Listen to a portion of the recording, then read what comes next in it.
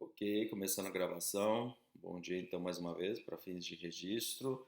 A gente vai ver hoje voltar a sistemas operacionais. O que a gente viu nas duas aulas passadas foi um resgate de conceitos fundamentais, seja de estruturas de dados, porque a partir de agora eu vou começar a falar muito sobre esses conceitos e então a gente precisava deles. E em vários momentos eu vou ter que fazer sempre a relação entre binários, octais, hexadecimais e decimais. Então eu sempre vou ficar saltando entre todos eles, que é uma coisa que a gente vai começar.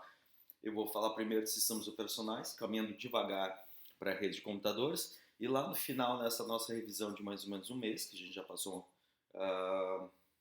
uma semana só, é uma semana. Então a gente tem mais 3 semanas, então eu quero ficar mais um pouquinho de sistemas operacionais. A gente pega uma semana só de redes e se der tempo a gente ganha mais tempo com programação, ok? Então eu sempre vou tentar acelerar para a gente ganhar mais tempo com a programação, que é algo que a gente consegue ficar desenvolvendo, trabalhando. Perfeito? Então hoje, gente, eu quero focar bastante em sistema operacional. E aí eu preciso trazer vários conceitos, alguns novos, alguns antigos, e de forma que a gente consiga entender. De novo, assim, hoje, essa semana, eu vou começar a preparar aquela máquina, então a gente já vai começar a fazer com que algumas aulas sejam de quadro e algumas aulas sejam de computador. Eu vou tentar não misturar, porque trabalhar aqui no computador não é tão fácil, né? Talvez eu vou ficar aqui em pé, vai ficar chacoalhando, porque não tem uma boa base, e não ficar saltando de um para o outro, tá? De qualquer forma, eu acho que já para a próxima aula vocês já conseguem ter um primeiro acesso. Ok? Então, gente, no caso, quando eu estava falando de sistemas operacionais, a primeira parte sempre da ponta, que é a ideia de usuários acessarem, usarem processos, no caso, para acessar os dados. Então, vamos falar um pouco mais de usuários em particular, porque aqui no caso a gente tem que entender que esses usuários eles têm o triplo A, que eles têm autenticação, autorização e auditoria, que é aquela coisa também que a gente estava vendo na aula passada, para que a gente possa com que um determinado usuário não faça uso de outro em particular. E só que antes de mais nada, a gente tem que saber que usuário é esse, porque a gente pode ter várias bases de usuários. Ou seja,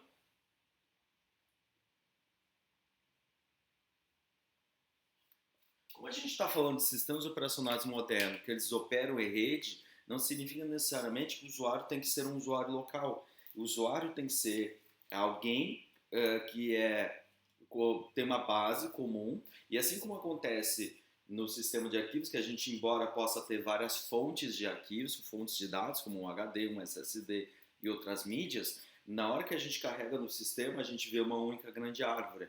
E aqui no caso de usuários também vai acontecer a mesma coisa. A gente pode ter várias bases de usuários, ou como a gente vai ver depois são os name services,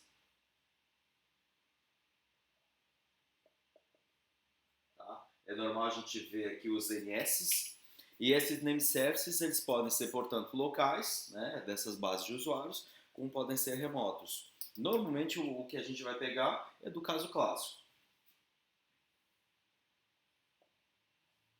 Tem lá no ETC um barra ETC, que é uma parte do sistema onde tem a configuração, e ali tinha uma base de usuários, que é basicamente um arquivo. Lembrando que quando a gente está falando em dado, quando está falando em informação, ela sempre vai ser reunida, organizada dentro de um arquivo, que vai ter metadados e dados. Os metadados vão dizer quais são as permissões e propriedades, né, qual é o dono, qual é o grupo e outros, que é uma coisa que eu quero falar daqui a pouco, e quais são as informações que tem ali dentro. E tem um arquivo em particular, que depois ele foi desmembrado, que é esse aqui, o PAS-WD, que era um arquivo simples, que era uma lista, onde cada linha se refere a um usuário. E esse usuário vai ter uma correspondência de nome para número. Então, isso é uma coisa importante. Quando a gente está falando desses sistemas operacionais, lembre-se sempre, a gente está falando de sistemas dos anos 70, portanto, a forma de organização tinha que ser uma forma de organização muito eficiente. A gente está falando de computadores de 8 bits, de 16 bits, e no máximo é isso. 32 bits, 64 bits só veio muito tempo depois. Anos 80, anos 90 e por aí vai. Voltando, então aqui no caso, ele tinha que ser extremamente eficiente, de forma que eu tenho que organizar eles em árvores e normalmente em correspondentes numéricos, certo? Então, aqui no caso, eu tinha, por exemplo, um usuário chamado root, que tinha uma correspondência numérica, que é o usuário zero. E esse usuário, assim como o root lá do sistema de arquivos, também vai ser aqui a mesma coisa. Ele vai ser o principal administrador, o principal operador. Só que diferente dos outros, ele não tem controle de autorização. Isso é uma coisa delicada quando a gente fala. Ele não passa pela autorização. Ele está sempre permitido a fazer praticamente qualquer coisa no sistema. Isso, ao longo do tempo, começou a ficar meio complicado. Porque toda vez que tu consegue acesso de usuário root, ou seja, tu consegue se projetar no sistema como usuário root, eu vou usar muito essa expressão, se projetar como usuário, porque, portanto, qualquer pessoa física pode virar o root, desde que ela tenha o devido acesso, né? Sempre aquela correspondência usuário e senha, aqui eu sei que é usuário root, então eu só preciso da senha dele. No momento que eu passo a ser usuário zero, e às vezes eu vou falar muito sobre isso, eu posso fazer praticamente qualquer coisa no sistema. Eu posso manipular qualquer usuário, eu posso trocar senha de qualquer usuário, eu posso ligar e desligar a máquina, eu posso parar qualquer processo, eu posso afetar qualquer outro usuário, mexer em qualquer outro processo e acessar qualquer outro arquivo. Então eu tenho poderes absolutos no sistema. Tanto é que várias outras variantes, aqui eu acho que eu mandei lá para vocês o link do Levenet, outras variantes elas não são tão de acesso tão amplo. A família BSD, né, tem o grande ramo do Unix, que um braço foi para BSD, FreeBSD ou OpenBSD, e um outro braço foi para Linux. O braço do BSD, essa família como um todo, o usuário root ele não tem todo esse poder de privilégios. Ele ainda passa pelo sistema de autorização e ali eu tenho que colocar algumas permissões e ele respeita essas permissões. Então, se eu tirar a permissão de leitura, ele não vai conseguir ler o arquivo, certo? Apesar dele ter muitos poderes, muito mais do que o usuário comum, mesmo assim algumas coisas ele não vai conseguir fazer. De qualquer forma, a gente sempre vai ter esse usuário e a gente precisa desse usuário para poder ter acesso a todo o sistema.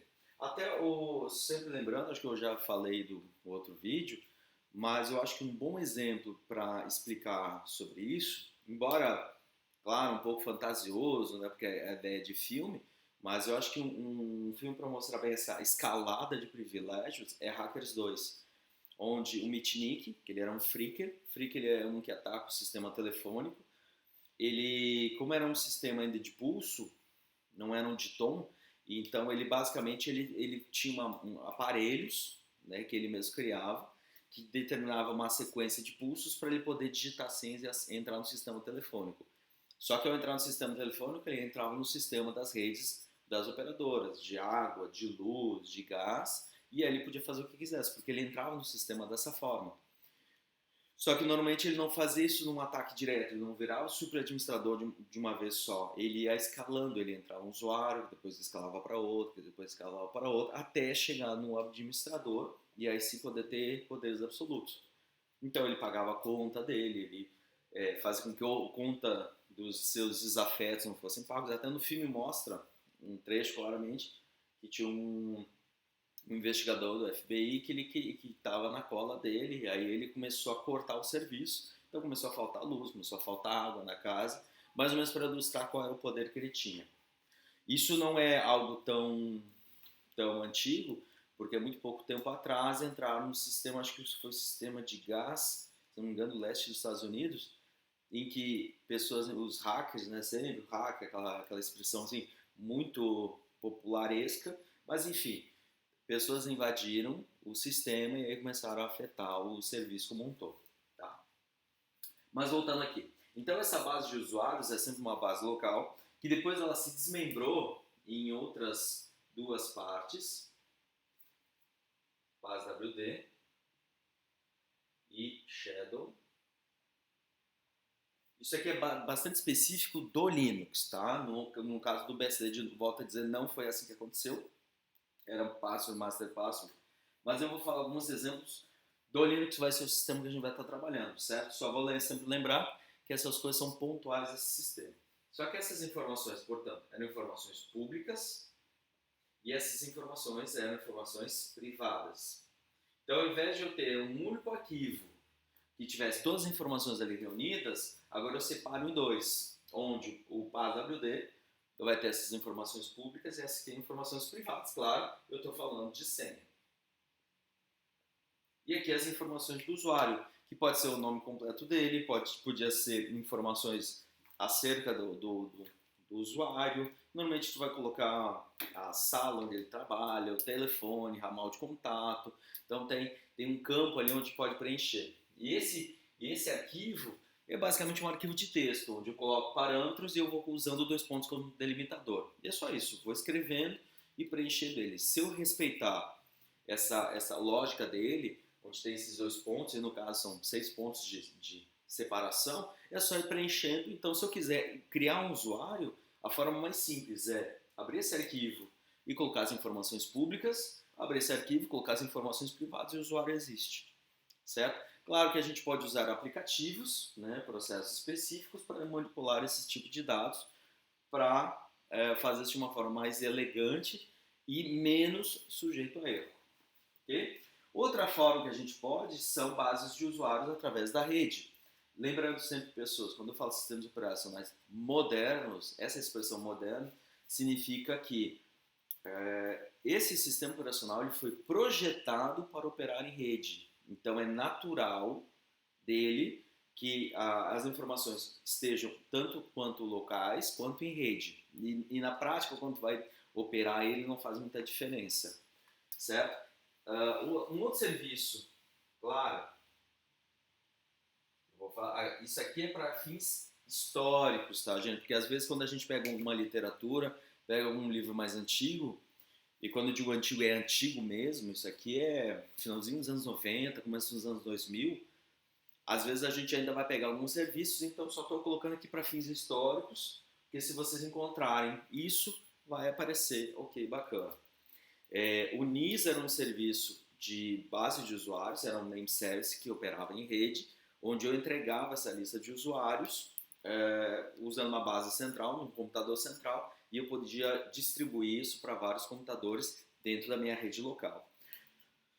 Não sei se alguém ainda está usando ele, tá? Hoje o que se usa diferentemente dele é um serviço muito mais adequado por causa da complexidade e tudo que ele faz, que é o LDAP, que é o Lightweight Directory Access Protocol. É um protocolo de acesso a diretórios. E quando eu estou falando de acesso a diretórios, eu estou dizendo que a informação ela está organizada em uma árvore.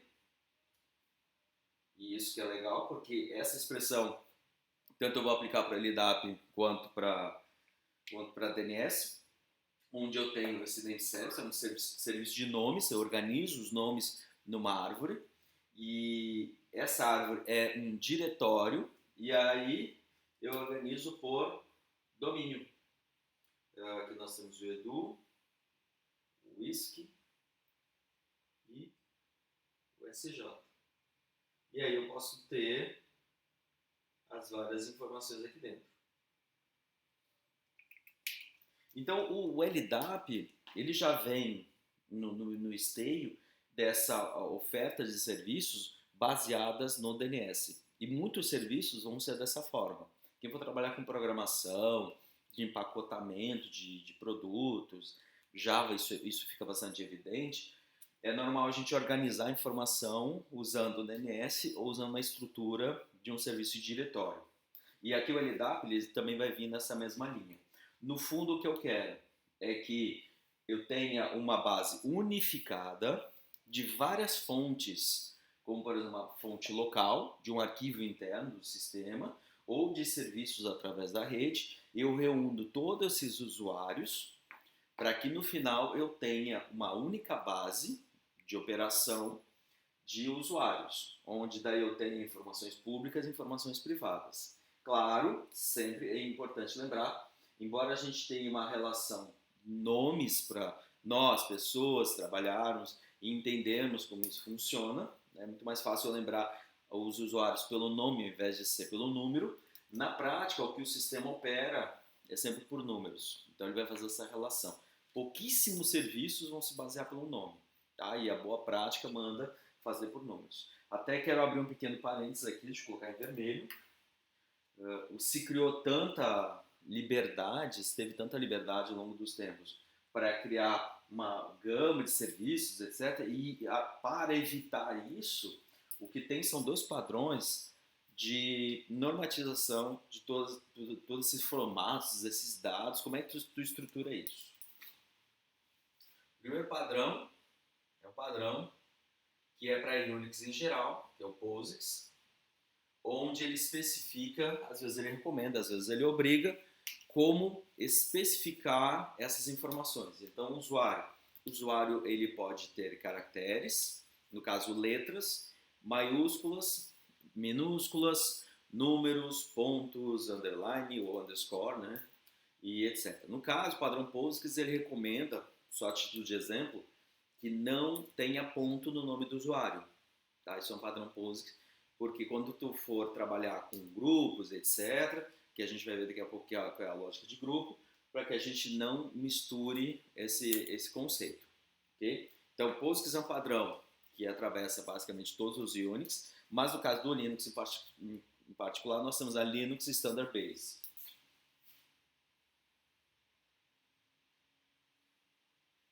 A LSB.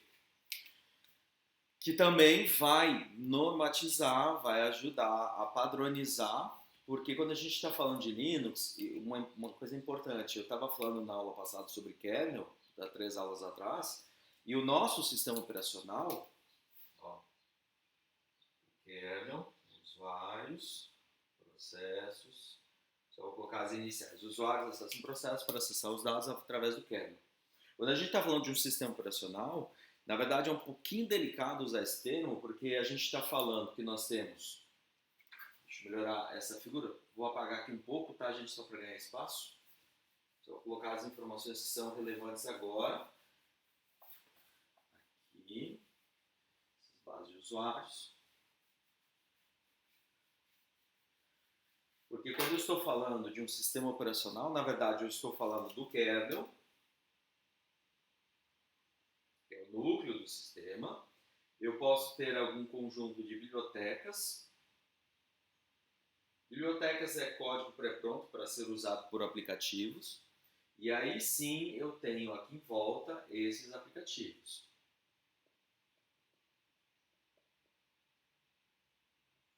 Claro que tem os arquivos fundamentais aqui, que, por exemplo, o etc/swd ou o shadow, que são arquivos, pelo menos, para ter uma base local de usuários. Eu sempre tenho que ter, no mínimo, uma base de usuários e que sempre vai ser a base local. Eu posso ter mais, mas não posso ter menos.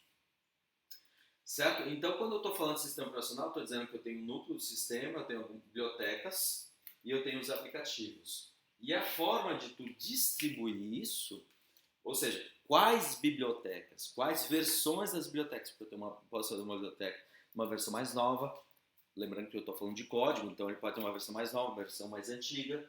Os aplicativos também eu posso ter as suas várias versões. Então esse empacotamento é o que a gente chama, no caso do Linux, de distribuição. Então, as escolhas que eu faço, qual kernel, quais as bibliotecas e quais os aplicativos, essas escolhas é que vão gerar uma distribuição. Ou distro, né, que o pessoal normalmente fala.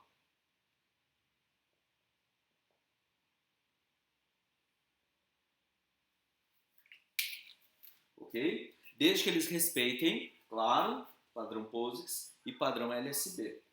Então, se eu quiser ter uma base de usuários, e aí eu vou colocar essa base de usuários aqui dentro, tá? Todos, não importando a distribuição, tem que ter pelo menos uma base de usuários, uma base local, claro que é obrigatório, onde eu tenho que ter pelo menos o usuário root, né? E esse usuário root tem que ser o usuário 0, perfeito? Então, mesmo que eu tenha eu tenho algumas regras, eu tenho uma liberdade para poder operar. E essas distribuições, portanto, elas podem ter qualquer coisa. E eu estou falando isso agora, porque quando a gente está falando de Linux, e é sempre importante cuidar, o Linux é o kernel. Acabou, é só isso. É o nome do kernel. Não tem a ver com o sistema como um todo.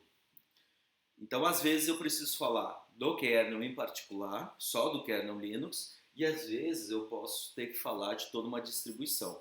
Então essas distribuições, pessoas, só para vocês terem uma ideia, eu vou colocar, que já está havendo iluminação, mas deixa eu ganhar um espacinho aqui.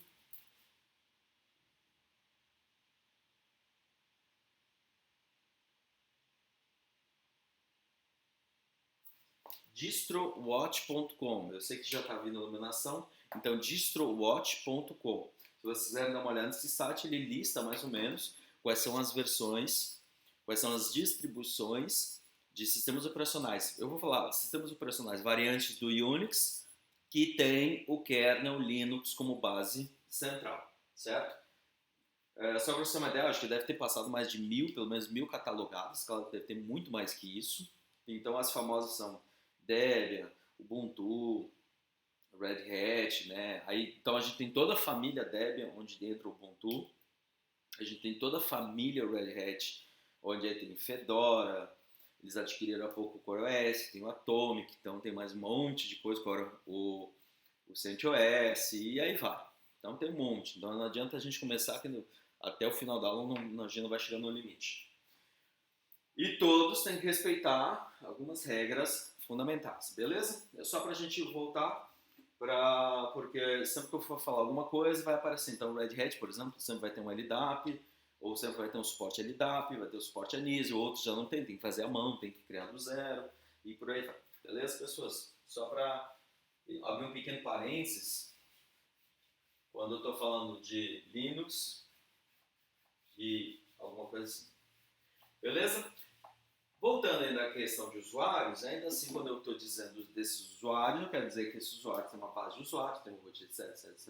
Ao acessar os processos, eles também vão ter essa parte de autorização.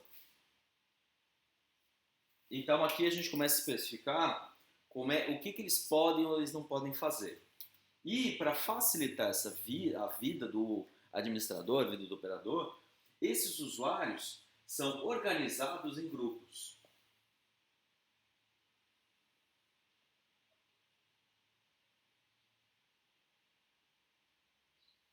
Beleza? Para ter duas funções. No momento que eu organizo em grupos, eu posso fazer um esquema de autorização baseado em grupos, ao invés de ser baseado em usuários. Vocês eram 32 alunos, teve um reajuste de matrícula, vocês foram para 24 alunos. Eu até tenho que ver o que aconteceu se algum de vocês saiu da lista do SIGA. Tá? Tem que dar uma olhada. E desses alunos, se eu for cadastrar vocês lá dentro do sistema, eu gostaria que vocês pudessem reiniciar o servidor HTTP, que vocês pudessem reiniciar o servidor DNS, mas não podem reiniciar o computador. Isso é uma coisa que vai acontecer. Vocês podem ter amplos poderes sobre os serviços que vamos estudar aqui na matéria, mas tem algumas coisas que vocês não podem fazer. Vocês não podem parar o servidor SSH, senão todas as conexões caem. Vocês não podem trocar o IP da máquina, senão todo mundo vai ser desconectado, porque vai ficar com o IP errado, né? Lembrando, o IP é um datagrama, então na hora que trocar, cai a conexão de imediato. Vocês não podem trocar a senha do root, né, que o root é o administrador principal, eu preciso ter sempre um acesso para fazer alguma manutenção crítica, até porque fui eu que pedi o acesso à máquina, então eu tenho que fazer às vezes algumas operações a pedido do pessoal da TI. Então, para facilitar todo esse processo, ao invés de fazer isso manualmente, cadastrou o usuário, ou com algumas permissões, cadastrou o usuário, fazer isso, eu simplesmente vou criar um grupo e eu vou dizer o que esse grupo pode fazer. E pronto. Então, toda vez que eu tiver que cadastrar um usuário, eu vou cadastrar o usuário e colocar ele dentro desse grupo. E esse grupo vai ter esse conjunto de permissões. Então, a ideia de grupos é que eu possa aplicar melhor uma política de permissões. Então, é para isso que vai servir.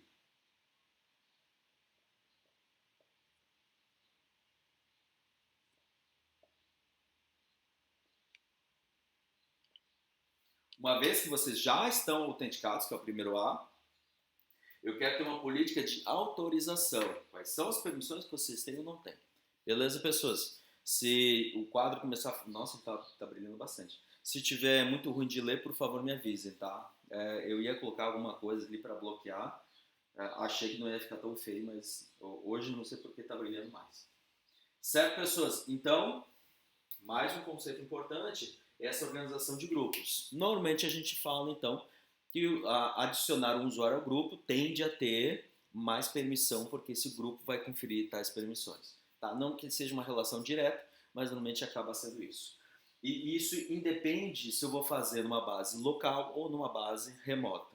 Então, se eu vou lá no etc, PASWD, isso e aquilo, aqui no caso, eu tenho um arquivo específico para isso. Certo? Então, tem o etc grupo. Deixa eu colocar aqui os arquivos. PASWD. Apagar aqui que já não tem mais necessidade.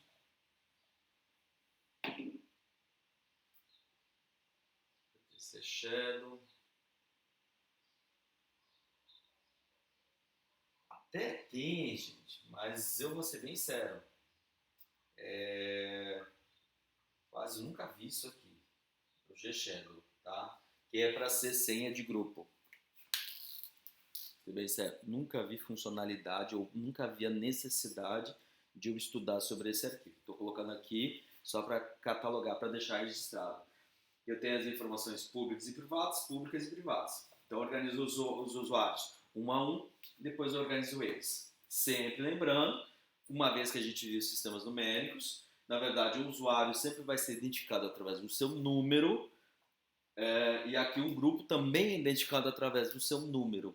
Então, o root, por exemplo, o root é usuário 0. E o root pertence a um grupo root, ou normalmente eles botam também staff, mas ele também vai pertencer a um grupo chamado root, que também é 0. Então eu vou dizer em um determinado momento que o usuário 0 pertence ao grupo 0. E todo mundo que eu colocar dentro do grupo 0 vai ter as permissões do grupo root, não do usuário, do grupo root, que também vai ter um monte de permissão lá na frente.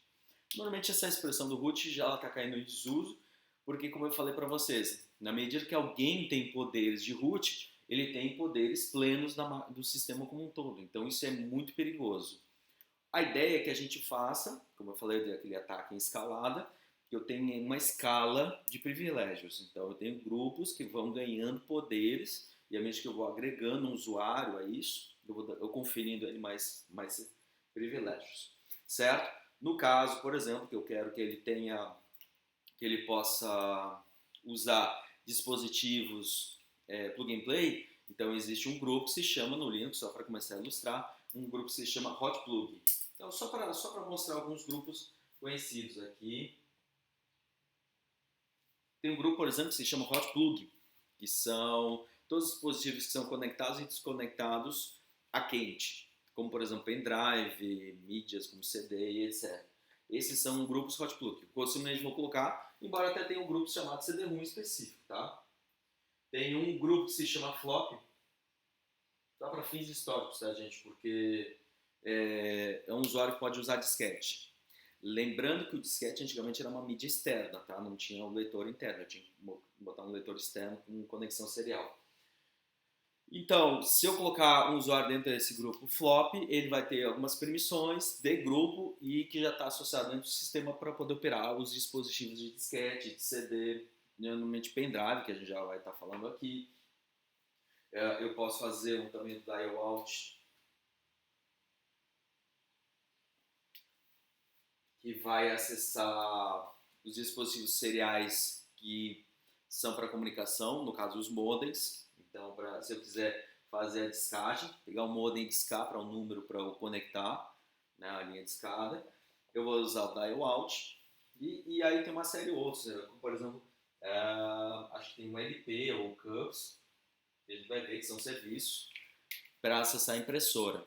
Perfeito? Então, à medida que eu vou agregando ele dentro dos grupos, ele vai ganhando os privilégios, porque são as permissões. Ok, pessoas? Só preciso ganhar um pouco de espaço aqui.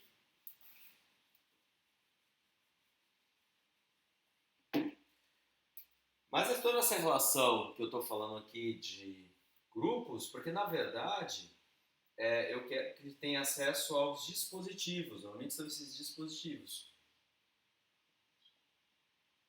O dispositivo impressora, o dispositivo modem, o dispositivo pendrive. E esses dispositivos, assim como qualquer outra coisa um sistema operacional, variante do Unix, baseado no padrão POSIX e especificamente no padrão LSB, isso aqui eu estou falando, na verdade, de arquivos. Porque os dispositivos físicos, eles são abstraídos, eles são entendidos dentro do sistema com arquivos de sistema. Claro que tem arquivos especiais, como eu falei na outra aula. Eu tenho arquivos tipo serial, como esse aqui. Eu tenho arquivos de acesso aleatório, né, que eu posso ler praticamente qualquer área de memória, como flop, CD-ROM, pendrive. Ou tem esses sequenciais, como aqui no caso modem, né? E esses arquivos, portanto, eles vão ter então, as permissões. Ele vai ter a propriedade. Deixa eu ver se vai ficar bom ou vai faltar espaço.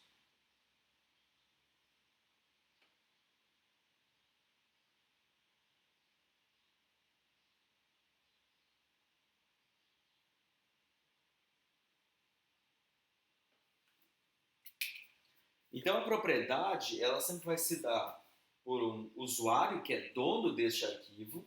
Então, aqui eu começo a fazer essa relação de autorização. Eu fui falando de autorização, autorização, autorização, mas na prática, a autorização e essa política toda de autorização significa que cada arquivo, mesmo os dispositivos que são abstraídos como arquivos, né, um pendrive é um dispositivo, mas ele é visto como apenas mais um arquivo. Os arquivos eles têm uma propriedade associada a um usuário em particular, a um grupo em particular, um grupo apenas, um grupo em particular e os outros, todos que não se enquadram na categoria de usuário e na categoria de grupo. Então eu tenho apenas 3 níveis aqui de permissão.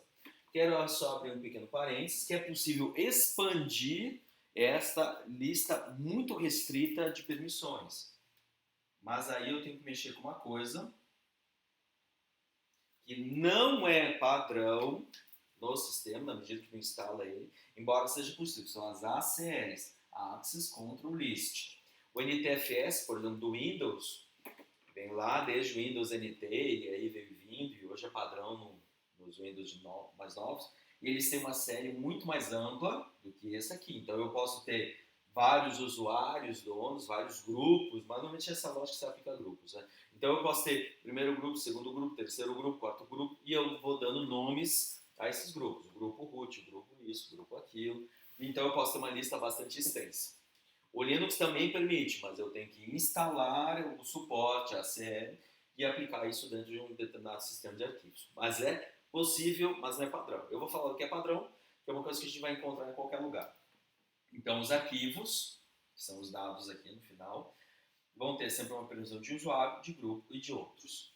Deixa eu só apagar um pouco aqui para ganhar espaço. E aí a gente já começa a fechar um pouco esses conceitos. E essas propriedades estão associadas a permissões.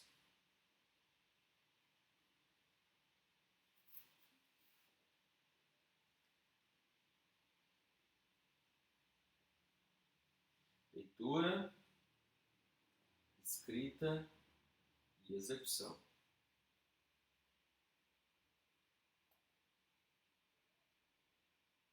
Um pouco aqui. Leitura é correspondente 4, deixa eu colocar ali a mesma cor. Escrita é permissão 2 e execução é permissão 1. Certo? E tem permissões especiais, tá? Eu só vou colocar aqui um pouquinho aqui em cima. Algumas permissões especiais eu já comento elas. Aí depende muito do caso a caso. Beleza? Então, um arquivo vai ter como propriedade um usuário, um grupo e outros. E para cada um deles, para o usuário, para o grupo e para outros, há um conjunto de permissões que ele pode ler, escrever e executar. Então, por exemplo, um arquivo de acesso público, eu quero que todo mundo possa ler os arquivos, mas eu não quero que eles possam manipular, alterar esses valores. Então, um arquivo PASWD, só deixa eu apagar aqui também para ganhar um pouco de espaço. É normal que eu tenha permissões onde o dono pode fazer qualquer coisa, onde o grupo talvez tenha acesso restrito, mas os outros não podem ter.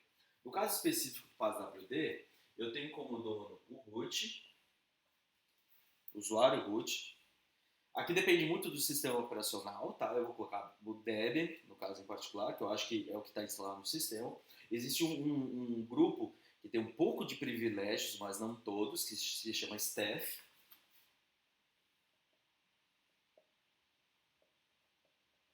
E aqui eu vou colocar só a letra O de outros, tá? Só porque faltou espaço mesmo. Então esse arquivo, no caso, eu quero que ele possa ser livremente alterado pelo usuário, embora ele seja um mero arquivo de texto, ele não é um programa, ele não é um executável. Então eu quero dizer, nesse tipo de propriedade e permissão, que o root possa ler e escrever 4 mais 2. Quem pertence ao grupo staff pode até observar o que está acontecendo, mas não pode alterar esses valores. E os outros podem, se quiser, ler o que está escrito.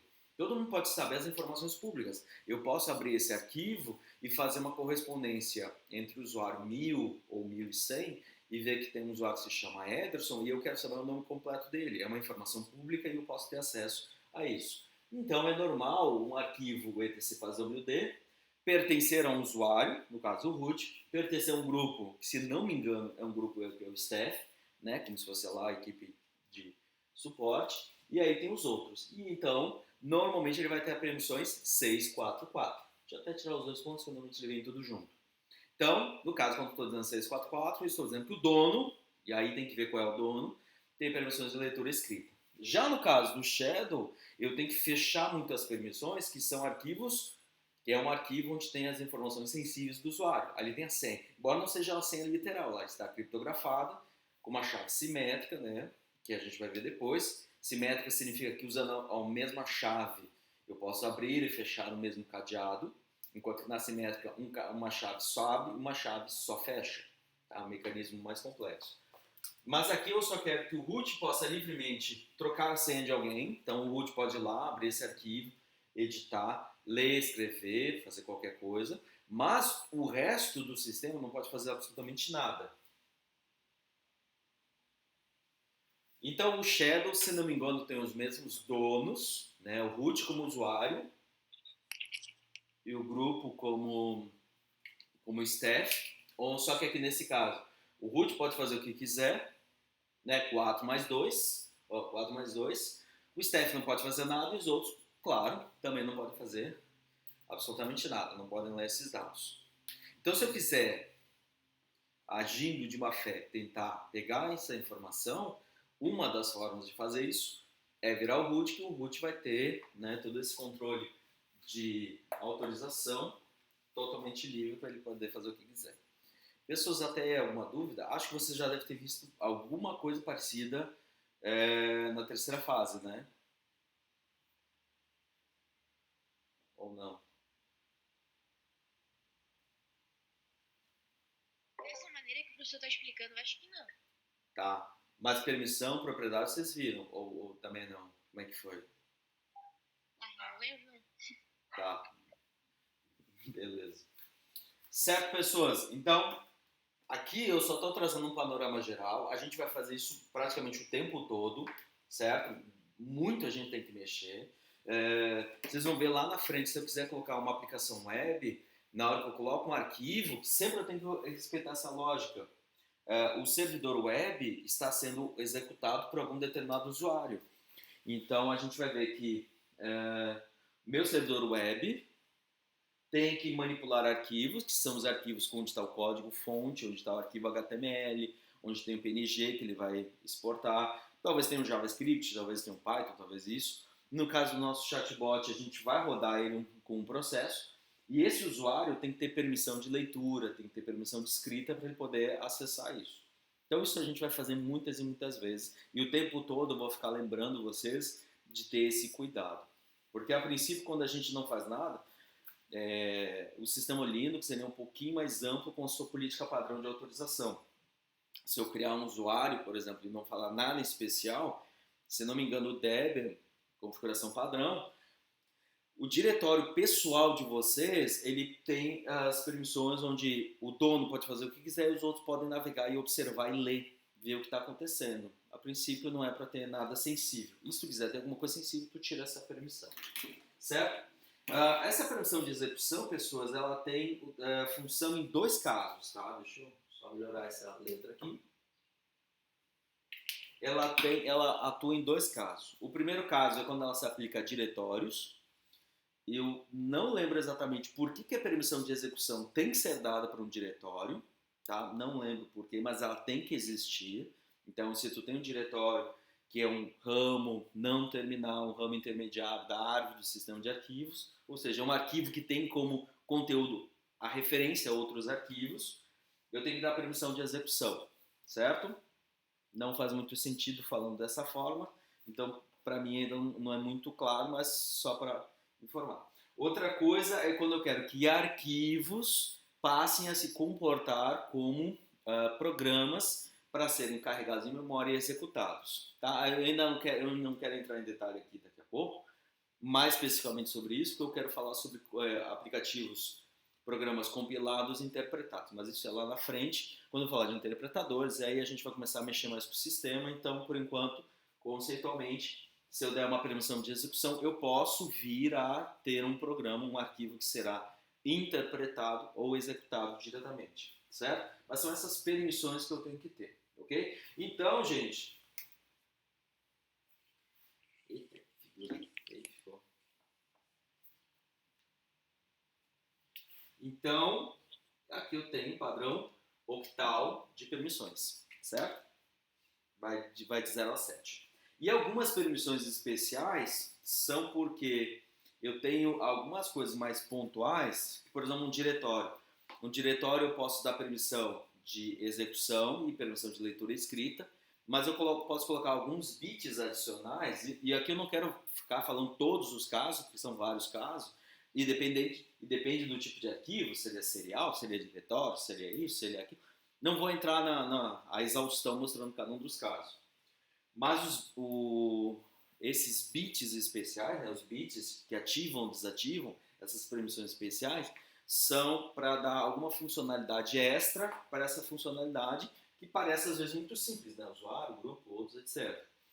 Um exemplo, só para ilustrar, é um diretório onde tem uma permissão que se chama stick bit, onde quem cria o arquivo, somente esse usuário pode apagar, certo? Então eu posso ter um diretório, por exemplo, um diretório comum, diretório compartilhado, um diretório público, onde todas as pessoas podem largar seus arquivos lá para trocar. Mas somente o autor, o criador, quem tem a propriedade de usuário, é que pode apagar o arquivo.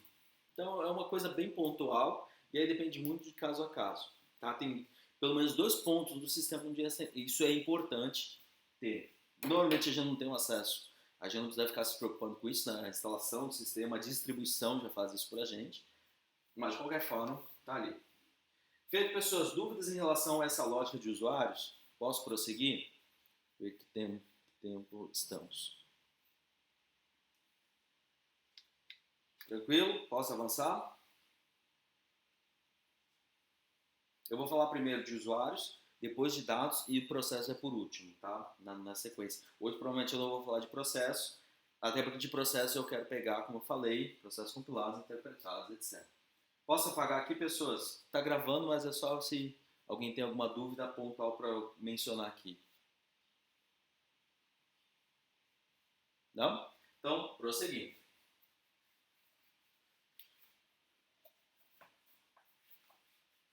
Quero deixar essas permissões aqui,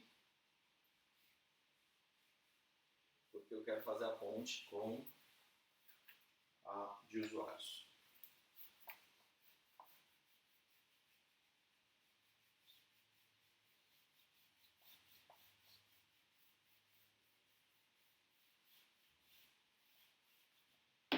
Então, o meu sistema de arquivos, onde eu tenho desde a raiz, né, o barra.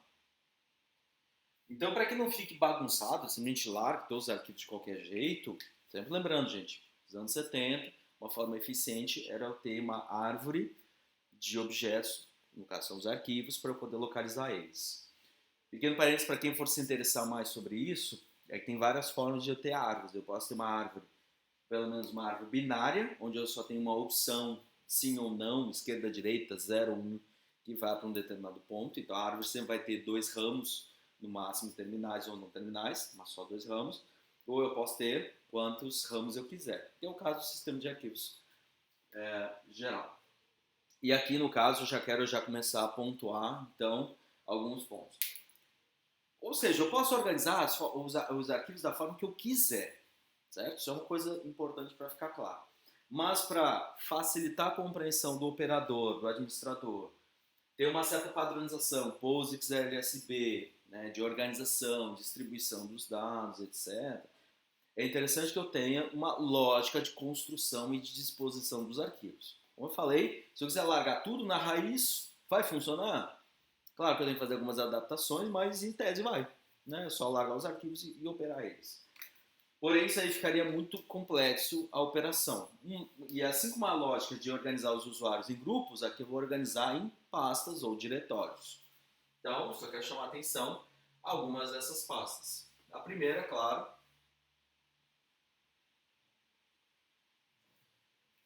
vou falar primeiro a última, mas aqui no caso já estou falando sobre referência, então existe uma pasta que se chama, o diretório, vou usar o termo diretório, tá? Existe um diretório que se chama etc, de etc, que é isso mesmo, era para largar várias outras coisas, mas que ao longo do tempo acabou virando o diretório de configuração, onde eu coloco os arquivos importantes, ali vai ter o PassWD, vai ter o Shadow, vai ter o grupo, etc.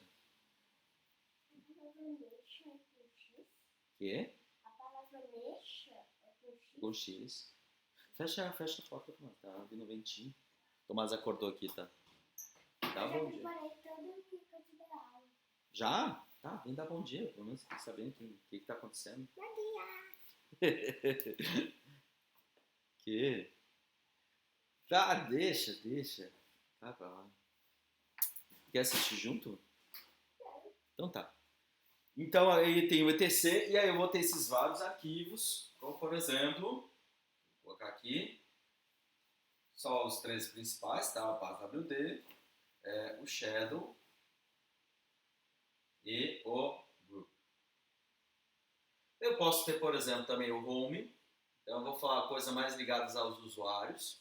Opa, perdi a altura aqui. Eu vou ter o Home, onde eu vou ter as pastas pessoais dos usuários. Então, se eu quiser criar um usuário chamado Ederson, eu vou criar o Ederson, que vai ter também a sua raiz. Lembrando que isso aqui são sempre as raízes de uma outra árvore que deriva da mesma árvore, e eu tenho uma lógica recursiva e assim segue, tarará, tarará. Beleza? Pessoas, desse sistema de arquivos, então, cada um deles, esse barra, este barra, este barra, este barra, esse arquivo, sempre vai ter, portanto, um usuário, um grupo e os outros. Então, se eu, usuário Ederson, quero acessar um determinado arquivo, vou chamar ele basicamente de arquivo.txt, arquivo1.txt. Se eu quiser acessar este arquivo, eu tenho que ter uma cadeia de permissões para poder chegar até ele. Então, aqui eu tenho que ter acesso, aqui eu tenho que ter acesso, aqui eu tenho que ter acesso. Então, vamos lá. O root, né, que é o dono do o usuário, eu vou colocar, acho que é o Steph que está lá, e eu vou colocar os outros. Por se tratar de um diretório, eu tenho que permitir, então, que o root possa fazer praticamente qualquer coisa, claro, e os outros possam apenas ler e escrever, certo? Ó, 7, ó, 4 mais 2 mais 1. Aqui no 5 é o 4 mais 1. Né? Eu estou falando de octavo. 4 mais 1. E aqui é o 4 mais 1. Perfeito? Então, eu, usuário Ederson, para acessar esse arquivo, eu tenho que primeiro ir lá na raiz ver se eu tenho acesso para poder navegar aqui pela estrutura para chegar até lá. Porque, na verdade, esse arquivo se chama /home /ederson /arquivo 1.txt. Esse é o endereço absoluto dele. Mas se eu já estou nesta raiz, o endereço relativo a esta raiz, se chama arquivo.txt. Perfeito?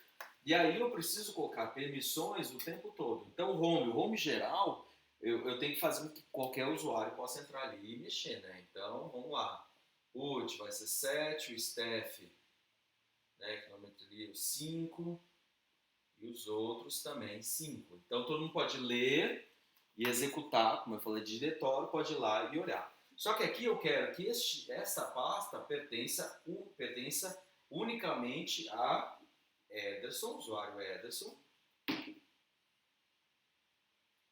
onde ele pode fazer praticamente qualquer coisa ali dentro. Então, este usuário vai ser o Ederson, tá? Essa raiz daqui, onde o grupo pode ser um grupo de, por exemplo, professores. E aí eu posso colocar 0, significa que eu não quero que o grupo professores possa ter acesso, apenas o usuário Ederson, e aqui os outros também não vou ter nenhum acesso. Então, a partir desse ponto, eu estou restringindo o acesso. Então, aqui, todo mundo a princípio pode ler e escrever, e chegando aqui, somente o Ederson pode ter todas as permissões. E aqui o arquivo mesmo, só colocar linhas divisórias aqui. Aqui eu posso colocar que o Ederson vai ler e escrever. Aqui eu posso colocar que o grupo professores pode ler. Vou colocar o 4. E os outros também podem fazer o que quiser. Certo? Só que, se eu for um outro professor, vamos lá pegar um outro professor. O Rubem, por exemplo, que é um professor, acho que vocês não vão ter matéria com ele esse semestre. Vocês vão ter semestre com quem? Não. E aí, pessoas, semestre é com quem?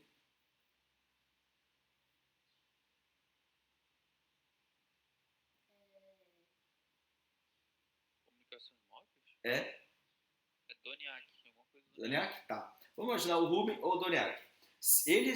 Na hora que eu cadastrar eles no sistema, eu também vou dar permissão, algumas permissões, e eles vão pertencer ao grupo professores. Então, se o Doniac ou o Rubem entrar no sistema, para eles poderem ler este arquivo, eles têm que, em toda a árvore, poder ter acesso. Aqui, no caso, eles vão se enquadrar em outros, porque eles não são usuário root e não são grupo staff, então eles podem apenas ler as informações que estão dentro desse diretório.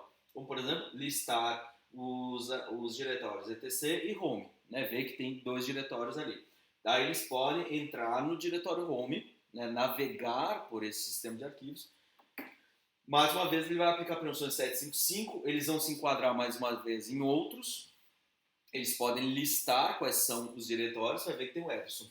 Só que para entrar nesse diretório e ter qualquer acesso aqui dentro, ele tem que passar também por essa permissão. Ederson 7, professores 0 e outros 0. Nesse ponto eles já são barrados, porque eles não são usuário Ederson e, portanto, eles não têm permissão de fazer mais nada. Então, mesmo que o arquivo dê permissão de leitura para os professores e para os outros usuários em geral, eles não têm uma permissão prévia, portanto, eles são barrados antes. Certo, pessoas? Então, eles têm sempre que navegar, ou quando eles forem de um ponto a outro, eles têm que ter esse acesso. Eles não conseguem nem entrar no diretório para conseguir ver o seu conteúdo. Tudo bem? Até porque, como eu falei, o diretório é um arquivo especial cujo conteúdo deste arquivo é uma referência aos outros arquivos. Se ele não consegue sequer listar eles, então ele não consegue nem acessar esse arquivo. Ele não sabe nem onde está o arquivo. Lembrando que quando a gente fala isso de memória de acesso aleatório, né, SSD, HD, pendrive, por aí vai, eu posso guardar a informação do arquivo em qualquer lugar. Então eu não sei nem onde está a informação. E aí, portanto, eu preciso dessa referência. E aí a referência está barrada. Tá claro, pessoas? Então, muito do que a gente for fazer sempre vai ser nessa relação de usuários e arquivos. E aí eu sempre vou, na hora que eu for navegar, eu quero saber se eu tenho acesso, não tenho acesso, posso fazer isso, posso fazer aquilo. Tá? O que eu quero, deixa eu ver que horas são, agora são quase 9 horas. A próxima aula vai ser na quarta-feira, e aí eu já quero começar a fazer alguma coisa de acesso, permissão, interpretados, compilados, programas, fazer um pouco já essa ponte com um processo. Gente, dúvidas até agora? Tranquilo? Como eu falei para vocês, essa essa é uma época de revisão, então eu quero para cada dia trazer um conceito muito importante. Então, primeiro, eu quero passar uma visão geral no sistema operacional, para começar o assunto. Aí, como vocês não tiveram esses conceitos fundamentais, eu precisei falar sobre estruturas de dados, porque eu vou falar muito sobre isso, então será mais ou menos construir um vocabulário mínimo para a gente poder falar, né, ver essa matéria. Depois a parte de binários, né, relembrar, porque eu vou estar falando, vou falar para vocês, eu vou ficar oscilando de vários tipos de sistema numérico. E agora sim eu estou falando de sistemas operacionais de fato. Hoje eu quero falar, eu mostrei usuários, grupos, permissões e propriedades. Próxima aula eu quero falar de processos em especial, árvore de processos interpretados, compilados, código binário, código interpretado, por aí vai, beleza? E aí mais ou menos a gente fecha e eu acho que já na sexta-feira vocês já vão ter acesso ao sistema. Uma vez que vocês vão ter usuário, vão ter enquadrado em grupos e etc. E aí eu já vou falar de um primeiro processo, que é um serviço, que é o SSH, que vai estar sempre rodando. E aí eu começo a matéria e provavelmente daí, como eu falei para vocês, a gente vai ter aulas de quadro, que são aulas teóricas, e aulas já de laboratório, vamos chamar assim, que a gente já vai mexendo no sistema. E aos poucos a gente vai começar a ir para lá e cada vez menos a gente ficar mexendo aqui. Tranquilo, pessoas? Então já são quase 9 horas. De conceitos hoje tá bom, tá? Eu acho que já tem bastante coisa para hoje. Não adianta avançar muito mais, porque daí já começa a embolar e eu já teria que me antecipar em relação ao próximo, que é falar de processo, que é muito importante, tá? Eu tenho que falar o que é um processo, o que é um daemon, o que é o systemd, o que é o boot, toda essa cadeia de processos, árvore, etc. E eu também vou levar uma aula só para isso. Gente, vou até parar a gravação, porque a partir de agora não tem mais